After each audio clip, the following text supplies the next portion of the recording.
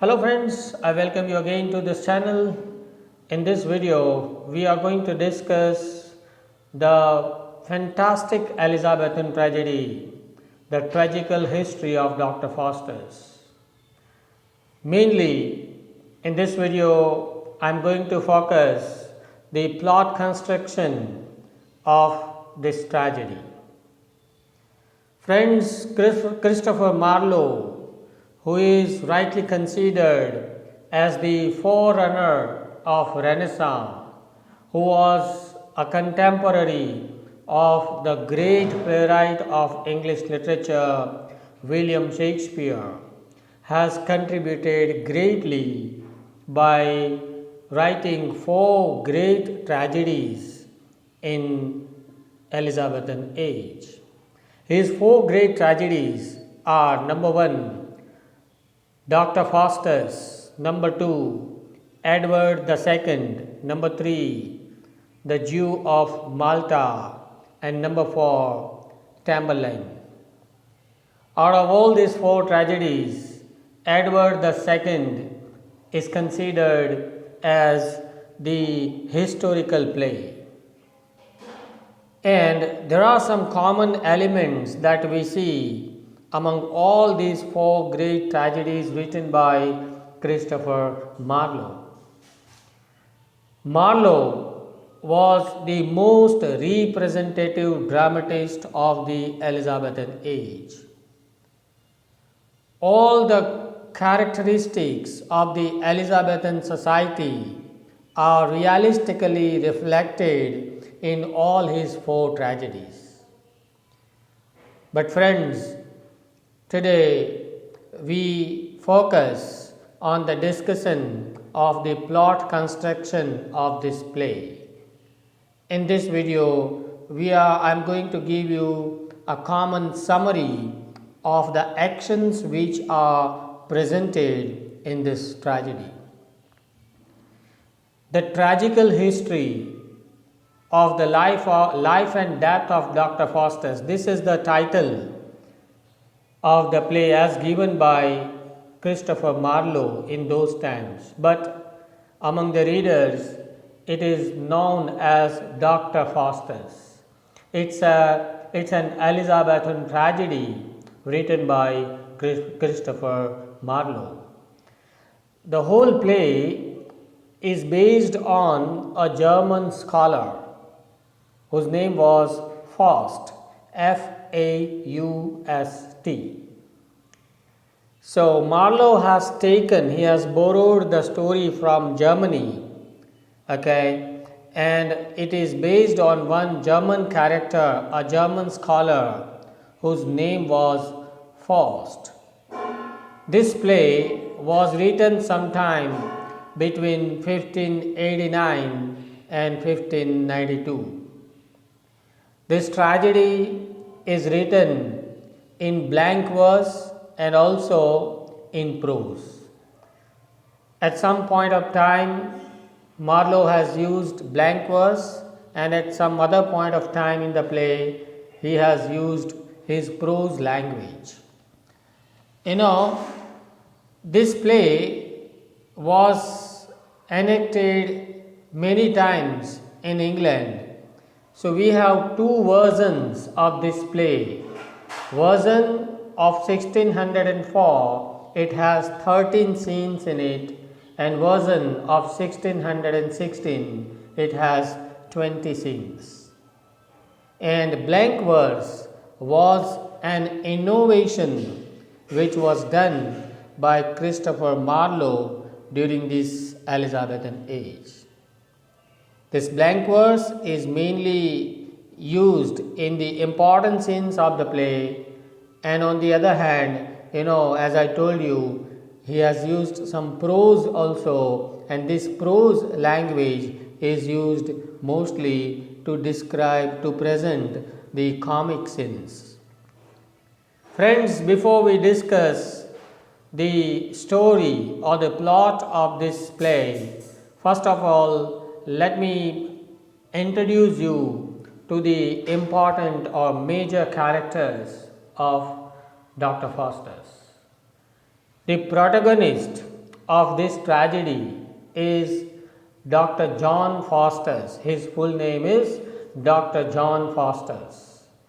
He is a learned scholar in Germany during the 15th century, and he is dissatisfied with the limitations of knowledge and sells his soul to Lucifer in exchange for unlimited power. So, the protagonist, Dr. John Faustus, is a learned scholar. He is a voracious reader. He has a kind of a voracious appetite for learning. He learns too much, but then he remains dissatisfied because he comes to a conclusion that all this knowledge which I have gained from the books, from my learning, are not capable enough to give me power and honor, which is my ambition. So this kind of a dissatisfied, reputed scholar, Dr. John Faustus, is the protagonist of this play.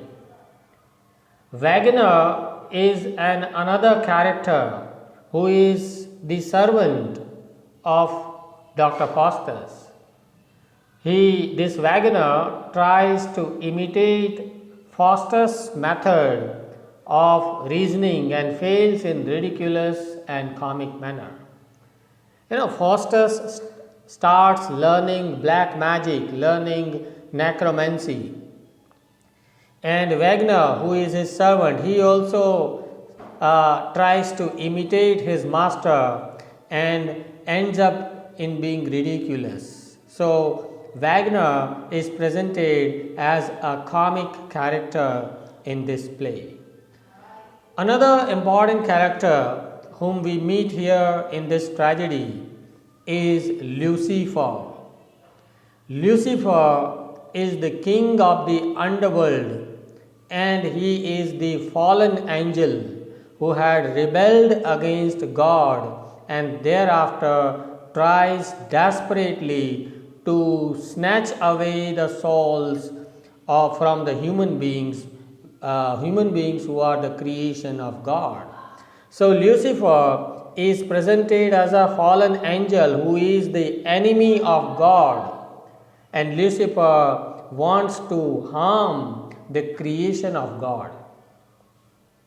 So you can say Lucifer is a kind of an antagonist of this play. Another character is Mephistopheles. He is presented as the prince of the underworld who appears to Faustus and becomes his servant for 24 years. Mephistopheles is in fact the messenger of Lucifer. You can say he is the servant of Lucifer. And Mephistopheles binds Dr. Faustus with a contract in which Dr. Faustus sells his soul in exchange of 24 years of power and honor. Another pair of character, good angel and evil angel, are also presented by Marlowe here. These two figures appear to Faustus and they attempt to influence this character. In fact, good angel and evil angel, they are presented to show us the internal conflict which was going on in the mind of Dr. Faustus.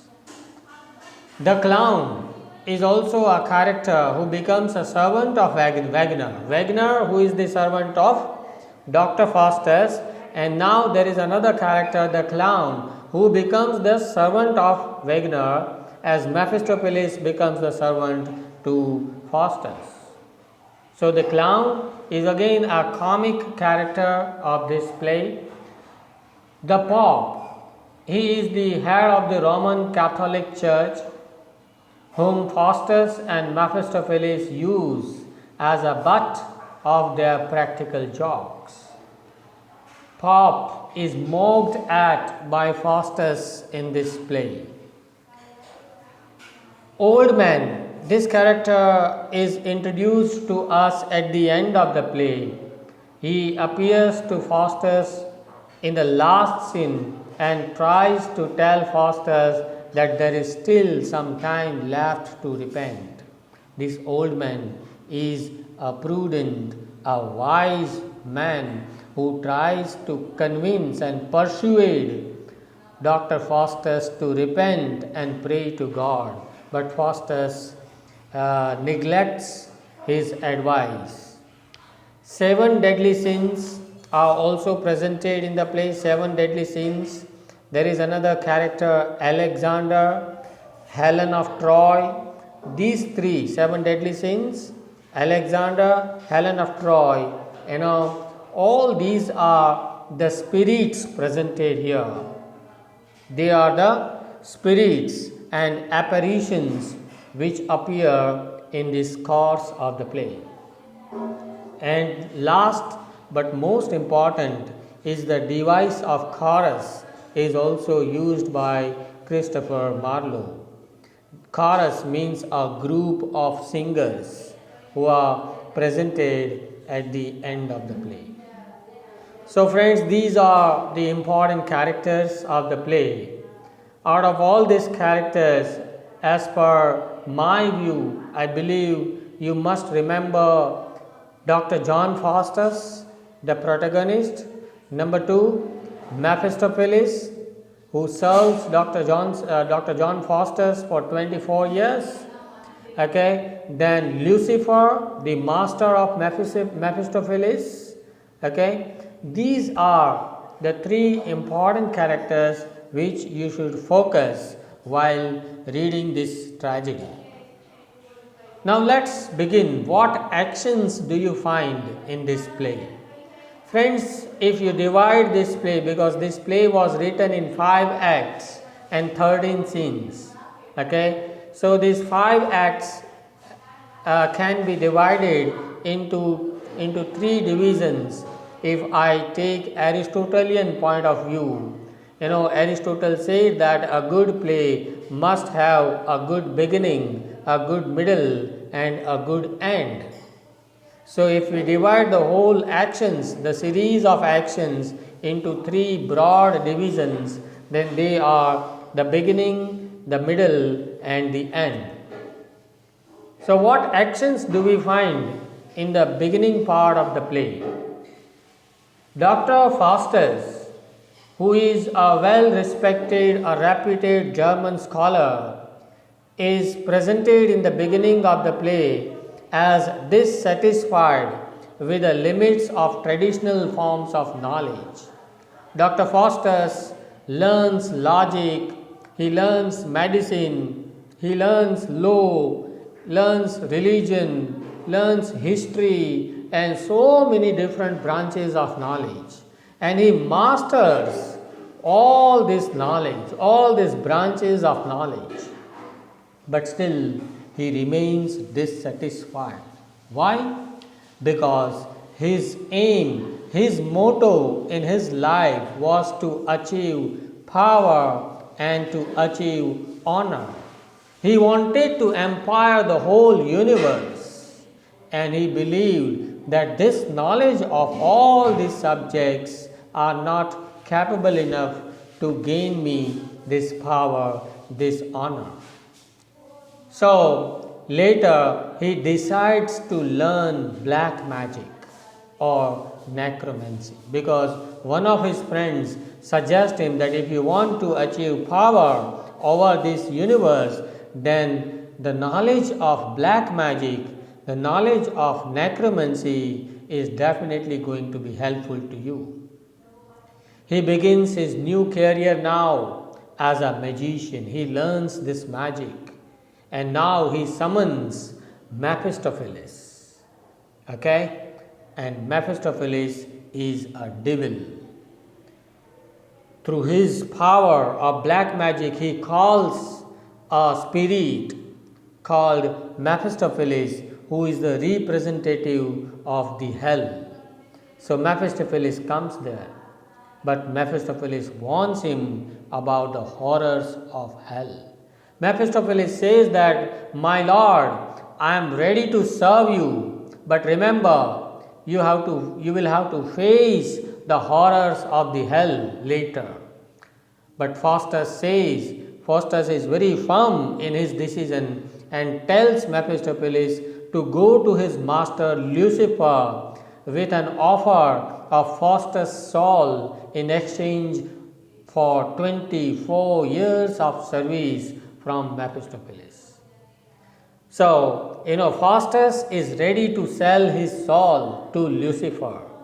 In exchange, he is going to get Mephistopheles, and Mephistopheles will serve him for 24 years to get power and honor in this universe. Lucifer accepts his proposal, and now Faustus signs the bond with his own blood. But the moment he signs this bond, some Latin words are imprinted on his arm, and these words are homo fuge. Homo fuge means, if you translate it into English, "Oh man, fly." Now, this is a very ironical situation. "Oh man, fly" is very meaningful. It has two meanings. Number one, these words are telling Dr. Faustus that, Dr. Faustus, still you have some time to fly away, to move away from this wrong path.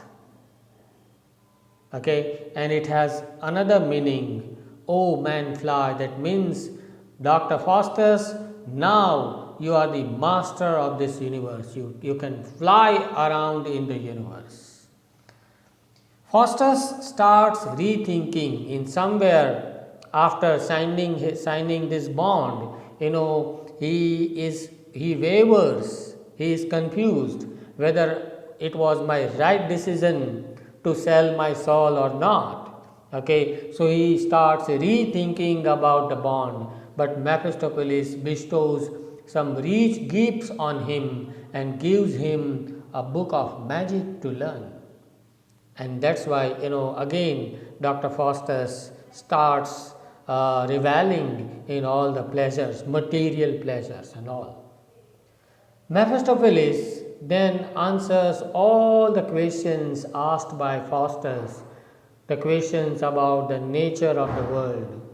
But when Faustus asks him who made this universe or who is God, Mephistopheles refuses him to answer. Mephistopheles then, with Lucifer, bring in personifications of the 7 deadly sins to prance about in front of Faustus, and he is impressed enough to quiet his doubts.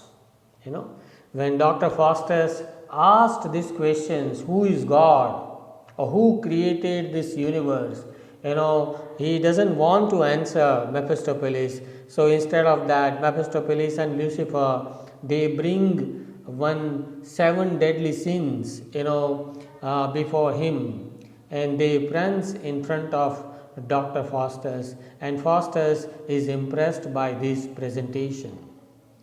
And here we come to the beginning part of Dr. Faustus. So in the beginning, Faustus, the protagonist, is introduced. Lucifer and Mephistopheles, 2 representatives of the hell, are also introduced. In the beginning portion of the play, Dr. Faustus, who is dissatisfied and who is a highly ambitious man, he signs a bond with Lucifer. As per this bond, Lucifer will allow Faustus to enjoy all pleasures of the world, but only for 24 years. And later on, as soon as these 24 years are over, Lucifer is going to take away the soul from his body. So this is the beginning part of the play. What happens in the middle of the play? Faustus is now armed with all his new powers, and he is attended by Mephistopheles. He begins to travel around the world. He starts enjoying all pleasures of the world. He goes to the Pope's court in Rome.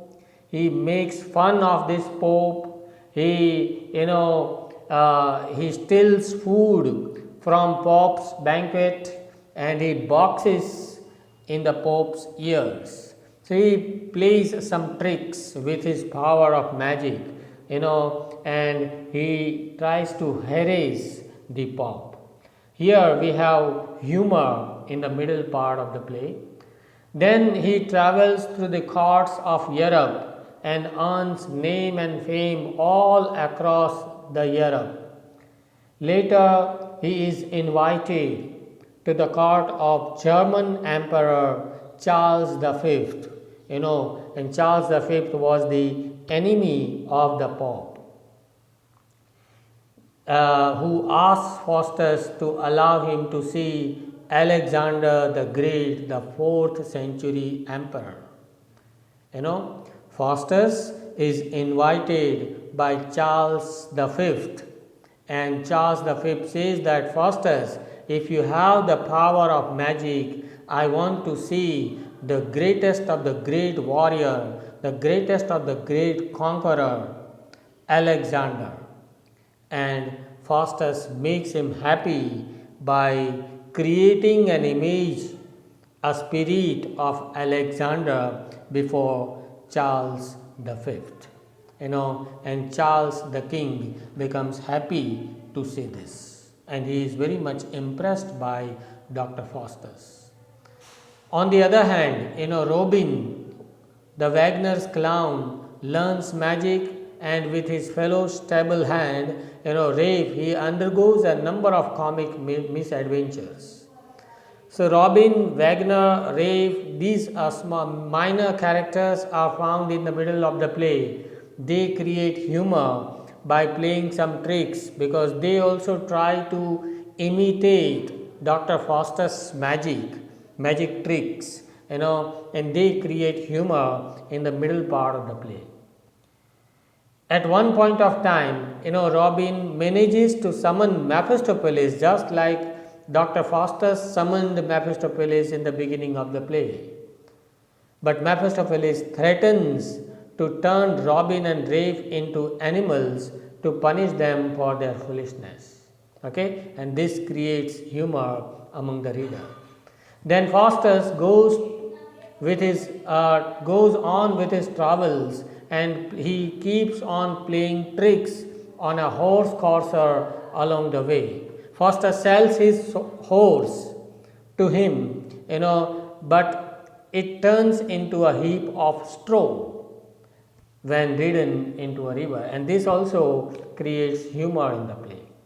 Then Faustus is invited to the court of Duke of Vanholt, where he performs various magic tricks to impress the Duke. So all in all, you can say in the middle portion of the play, this part of the play is devoted to describe, to present the pleasures, enjoyment, materialistic pleasures of Dr. Faustus, who is a magician who has achieved all powers of magic, who keeps on traveling across the whole Europe, and who impresses the greatest kings of Europe. So he earns name, fame and popularity in the middle portion of the play. And that was his desire, to become a reputed fellow, to earn name, fame, power and honor was the ambition of Dr. Faustus, which he achieves in the middle part of the play. But friends, this is a tragedy. In tragedy, sudden reversal of situation is presented by the dramatist. Dr. Faustus, who is a prosperous man, a reputed fellow, the most powerful fellow in the middle portion of the play, finds a sudden decline in his life. He finds a change in his life from prosperity to adversity. When we move towards the end of the play, his 24 years are about to be over. Faustus now begins to fear his impending death. Faustus is reminded that after 24 years he is going to die, and Faustus now is on the verge of his death, because all of a sudden he realizes that he has wasted his life in enjoying the material pleasures, and now he sees death before him. He asks Mephistopheles to call up Helen of Troy. Helen, the most beautiful woman from the ancient world. So, this is a very poetic scene at the end when he meets Helen. But at that time, an old man is presented at the end of the play. This old man advises Faustus to repent, but Faustus is still blinded by his powers. Time goes on, and Faustus summons Helen again and exclaims rapturously, about her beauty. He begs to God, he requests, he urges God for mercy, but it is too late.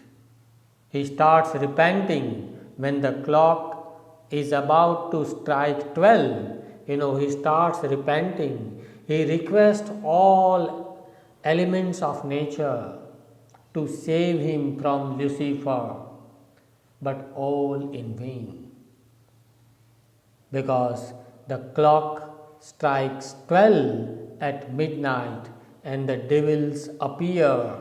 Lucifer appears and he snatches away the soul from his body. And Dr. Faustus, the life of Dr. Faustus comes to the end here. So friends, all in all, if I summarize the whole story, then we can say this: in the beginning part, in the beginning of the play, Dr. Faustus, a great scholar, a voracious reader, who is dissatisfied with his knowledge, is presented. He signs a bond with Lucifer.